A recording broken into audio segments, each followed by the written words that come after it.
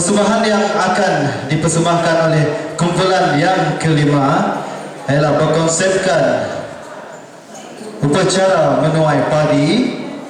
Sebelum itu mereka menyembah semangat padi. Ya, mereka akan membuat satu penyembahan untuk semangat padi. Seterusnya mereka akan, yang lelaki ini akan pergi menebas sebelum mereka menaburkan benih.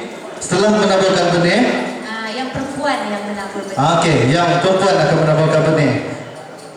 Jadi selepas padi itu sudah masak dan padi siap dituai. Okey.